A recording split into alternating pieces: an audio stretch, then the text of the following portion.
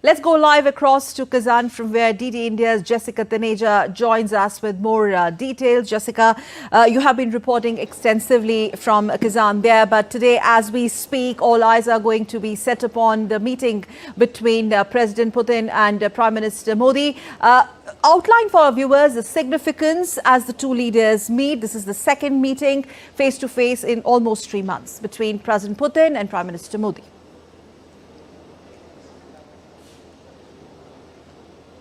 That's correct, Sakal. You'd recall back in July as well, Prime Minister Modi had made his first bilateral visit to Russia, and later on there were a lot of deals and pacts signed as well, particularly diversifying beyond energy and defense. So you saw a lot of collaborations in the past as well, but talking about the meeting with Russian President Vladimir Putin in the evening, you can expect a few more outcomes, although we will await as to what the discussion was about with the president in the evening. But as you see, BRICS as a forum offers a unique opportunity for all its members to engage, particularly on various different issues. But if you talk about the meeting with President Putin in the evening, it would certainly focus on many other initiatives, and also taking stock of what was decided and discussed in the last meeting as well. There is also possible talks of cooperation in the Northern Sea route. There was an India-Russia working group that had concluded right before his visit, and it had highlighted about India and Russia collaboration about Russia and India's strategic partnership, and also how they could potentially collaborate when it comes to the resource-rich Arctic region. And with Russia's cooperation, of course, many other deals that have been signed would also be looked into, but you could expect something to that extent when we talk about the Northern Sea route, where the cargo shipment as well as the transit and many other initiatives that the two would plan. Of course, we'll know the details much later, but at this point, this seems to be quite important. And on the other hand, when you see the meeting happening between the Russian President and Prime Minister Modi in the evening, of course, there has been a relationship that has existed for many, many years. So expect some outcomes in the evening, but we'll know that later. Okay. Overall, the overarching agenda as far as this year's BRICS is concerned, under chairmanship of Russia, which, the timings of it also has added another dimension to the entire BRICS Summit.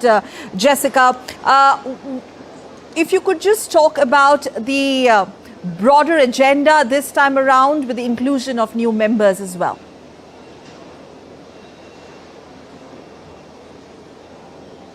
That's correct. Earlier in the year, you recall that new members had joined the BRICS grouping, giving it more strategic importance, as many would look at it as an anti-Western front. But for India, that is not the case. You'd recall that India's External Affairs Minister, Dr. S. Jaishankar, had pointed out that India is not anti-Western, it's non-Western, and continues to engage with various other nations, as it falls under India's strategic foreign policy, which is strategic autonomy. So given that, you could expect a lot of different bilateral meetings where the Prime Minister would hold later in the evening, tomorrow, when he will be present at the Kazan Expo, where the BRICS Summit will take place. But with the expansion, Sakal, it's important to point out the number of countries showing interest in BRICS, because if you look at the current financial order, many countries, especially of the global south, feel that they're still not included. They've suffered from the impact of COVID, they've suffered from the impact of conflicts in both West Asia and, of course, the Eurasian region, and especially when it comes to a financial, structure that was set up by the West, particularly something that many countries who are interested in joining BRICS would look for an alternative, not completely moving away from the existing structure, but having an alternative as well, where they could engage with many other countries apart from the West. Okay. Having said that, for the optics, India is also seen as a very important bridge between the global north and global south and rest of the world, where India takes the leadership. Jessica?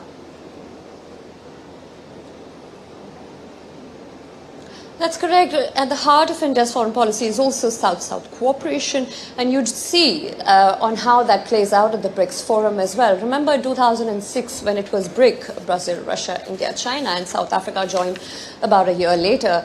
Since its inception, it has been trying to make space for a separate grouping which could not be a counter to the G7, but if you look at the contribution of G7 to the global GDP, that would account for nearly 30%. And if you look at the contribution to the global GDP by the BRICS nations, that would account for 35.9%, and that's relatively that's 6% more than what you'd expect. So of course, the importance that comes with the BRICS nations is out there to see, with many countries, as I said, expressing interest because the current structure, the Western architecture that has exposed certain intricacies and also voids, sometimes dangerously weaponized for some countries. But for India, it's important to understand that the strategic depth, that engagement with countries apart from its other multilateral initiatives, BRICS has remained participation in BRICS has remained consistent with India's participation, and the future looks pretty similar, Sakal.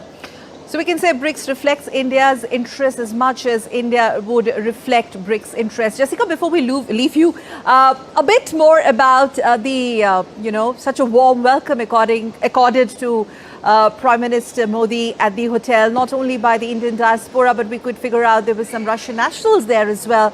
And a bit more on the itinerary on day one of Prime Minister.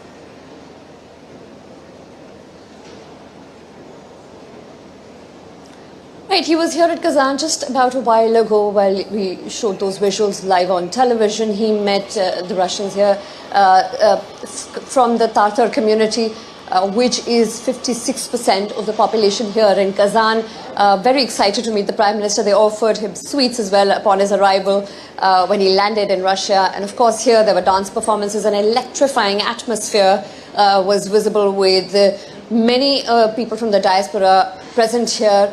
Also more than 500 Indian students, medical students, pardon me, are studying in the Kazan Medical University as well as the Kazan Federal University for other courses as well. So it's important to see and how the diaspora really feels about Prime Minister's visit. We saw that in July as well, and the similar atmosphere was offered here in Kazan, as it is every time when the Prime Minister arrives with much fanfare. Talking about his itinerary moving forward, you could expect about in a few hours he will meet with the Russian president, as I pointed out earlier. That engagement, that is, of course, later in the evening, more engagements can be expected. But the Prime Minister would would be at the BRICS Expo tomorrow and not today, as we're told. Okay, we'll leave it there as of now. Many thanks, Jessica Taneja, joining us live from Kazan in Russia for DD India special broadcast. Thank you.